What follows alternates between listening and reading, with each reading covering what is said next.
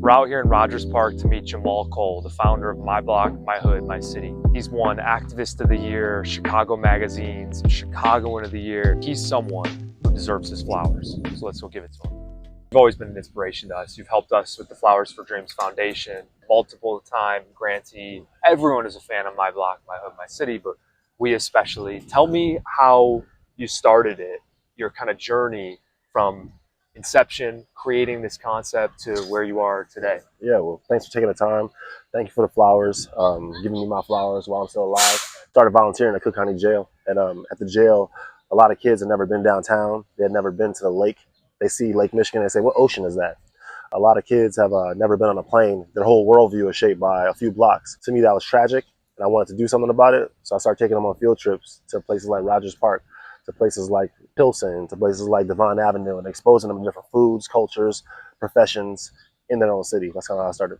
I would say you've built kind of like the model exposure and experience nonprofit in the city. I mean, you've taken now how many students and young teens on trips? I mean, more than 1,000, but it's been 10 years of being incorporated, and every month we take 150 students on trips. The goal is by the time they want to go to college, they can match whatever skills they have with what colleges offer, as opposed to just choosing colleges because of big names. I've long thought that you guys have like the best motto, and it's not just about youth, taking care of community no matter what. You do senior services. Can you talk about, like, I guess the spectrum of services and programs that My Block does?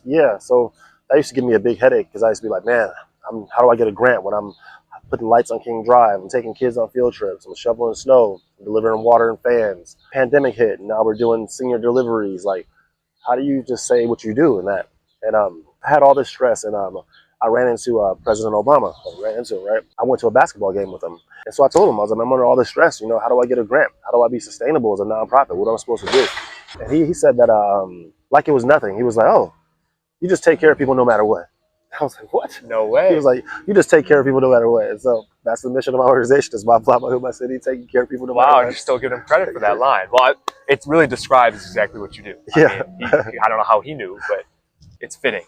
What is your why for continuing to do this work every day, 7 days a week, like it's a calling? I feel useful. When I started volunteering at Cook County Jail, I didn't have to have a master's degree or a doctorate degree. I felt like, oh, I remember I used to think like you. I remember when I said my parents didn't go to college, I didn't have no money, I had all these, I remember helping them made me feel useful. And that sense of usefulness has sustained me for 15 plus years as an activist. When you do what you love, you organically build relationships too. So I still really don't know what I'm doing. I'm just walking in my purpose. And so as I walk in my purpose, man, the path reveals itself.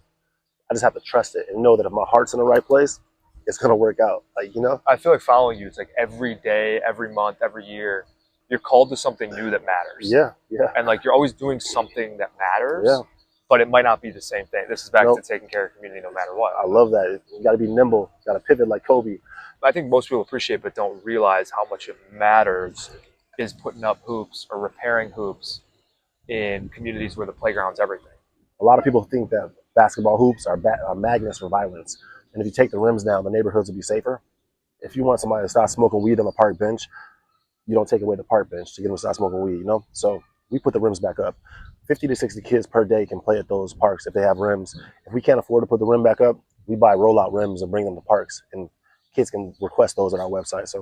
So tell me about the 77 neighborhoods over some number of years. You're living in each. So we have we work with about 85 block clubs, which are small groups of people that we give grants to improve the quality of life in their block. So every year, these 85 block clubs apply for grants from My Block, My Hood, My City, and we give them up to $2,500 to do whatever they want to do. Last year, I did 100 blocks in 100 days, where I go to the block and just talk to the block club captain. What are the issues in your block? I did 100 blocks talking to 100 different block club captains, and I spent an hour walking around talking about the issues. And that wasn't long enough for me. I was like, I can't understand a neighborhood in an hour. I can't go to the grocery store, the big church, the small church. I don't understand the terrain, the history. So I kind of reimagined 100 blocks in 100 days to being Live 77, where I'm actually living in all Chicago 77 communities for 30 days at a time. I'm in Rogers Park this month, and I get to meet with the grass top leaders, the faith-based leaders, the aldermen, the state reps, the senators, the big churches, the small churches, and then, you know, I figure out what the assets are of our neighborhood as opposed to just the deficits and the bad things. And at the end of every month, like today, we come together for a civic energy workshop where all these stakeholders get together. And I just encourage them to keep on building civic energy. Don't turn into a client where you're dependent upon the systems to take care of you.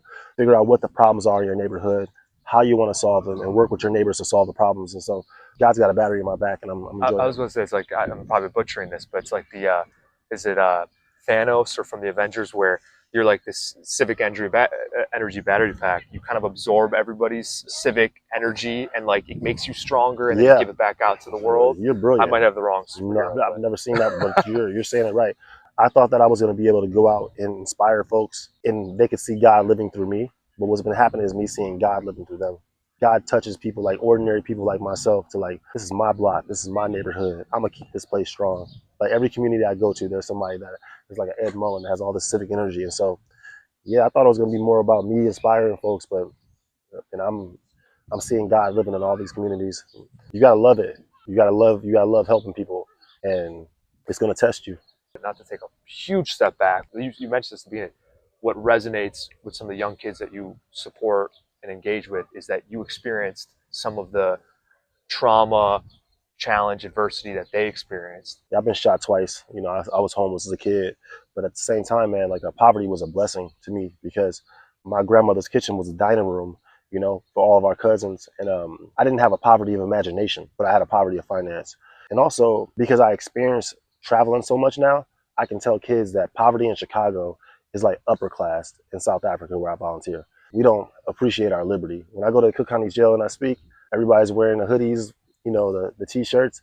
When I volunteer in Longa Townships, there's no lights, there's no barbecue chicken, there's no heat. So we really, you know, don't really have an appreciation for our liberty until we volunteer. So my perspective helps. I think that we connect. The vulnerability is the bridge back to the sorrow, and we remember those things. Anybody that wants to start a social impact organization or be an activist in Chicago, I would say do your own research. You got to go to the communities and you got to fall in love with them. You got to make space to walk the beach. You got to make space to go to the grocery store. You got to make space to knock on someone's door. You have to make space to fall in love with the neighborhoods to be activists. You're the man. We are constantly in awe of your work. Thank you for everything you do. Thanks for supporting Flowers for Dreams. Thank you, guys. Actually, man, I'm going to do one more. Do you recall learning about Flowers for Dreams? What was your first experience with us and how you recall Flowers for Dreams? We work with 15 different high schools, and you guys wanted to support our principals and giving them flowers. Principals are superheroes in Chicago. You know what I mean? They have to deal with they have to deal with young Jamals, like when I was 14, doing all kinds of weird stuff. So they have a lot of patience. And so you guys wanted to give them their flowers, and you guys gave those to Miss Sharp at Collins Academy in North Lawndale. I remember Miss Sharp. Yeah. A couple times now. That was awesome, bro. That's how I remember you guys. So thank you guys for that. If there was one law or like policy or department, what would that one law or legislation be that you think could heal us the most? I would say that you can't vote unless you volunteer. Yeah, you need to volunteer at least 2 hours a month. So I actually have something similar to that. I've always said we should have kind of like we've done with AmeriCorps? AmeriCorps. Yeah. Where kids have to, it's not required, but you can go work in a different, inner city, rural, whatever it is. Every kid should have like mandatory study abroad. Yeah. In like domestically, I read this insane stat that in Mississippi, 80% of the kids born, if you're born in any Mississippi zip code, 80% will never leave the country, 60% will never leave the state. So the vast majority of everybody in Mississippi has never had experience or exposure outside of their own state, not to mention another culture or part of the country. That leaves you very disconnected. So it's kind of like you got to vote, you got to volunteer to vote. Yeah. I mean, you got to have an experience. Agreed, bro. To weigh in on anything. Yeah, if you don't. Voting is once in a while. Volunteering is like you get a lot from it, and you think that you're gonna help somebody out. You get something from it. Like when you volunteer, it makes you feel better. More, yeah. So all right, you're the best. All right, man. Thank you.